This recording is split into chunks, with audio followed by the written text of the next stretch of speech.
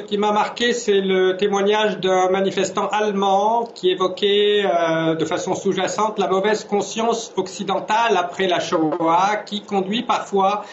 certains à donner une carte blanche à Israël pour se faire pardonner les crimes du passé. Et Vincent Lemire a 1000 fois raison lorsqu'il dit que ceux qui ont un rôle fondamental et très important à jouer aujourd'hui, ce sont les amis d'Israël, les vrais amis d'Israël, qui devrait tenir un langage de vérité à Israël, exiger le respect du droit international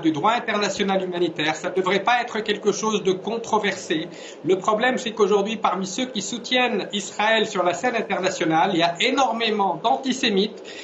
d'anciens partis d'extrême droite qui veulent faire oublier leur passé en faisant des surenchères en faveur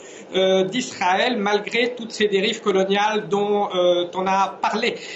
Donc il est absolument nécessaire aujourd'hui de réaliser qu'il y a deux souffrances qui se font face. Il y a un traumatisme qui est celui de la Seconde Guerre mondiale qui a marqué la plupart des générations européennes qui sont aujourd'hui encore en vie. Mais dans le Sud global, ce conflit reste perçu, comme l'a dit hier le professeur Henri Laurence du Collège de France, c'est perçu comme la dernière situation coloniale. Donc il y a en quelque sorte un choc des mémoires qu'il est absolument important de travailler, de permettre dans le monde arabe et musulman de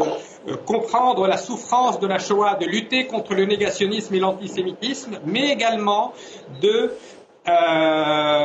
d'appréhender le fait que pour beaucoup dans le monde, il s'agit d'une situation véritablement coloniale avec un peuple occupant et un peuple occupé et que cela perdure depuis des décennies avec la complicité de l'Occident qui par ailleurs souhaite donner des leçons de morale dès qu'il s'agit d'un pays ennemi qui viole le droit international.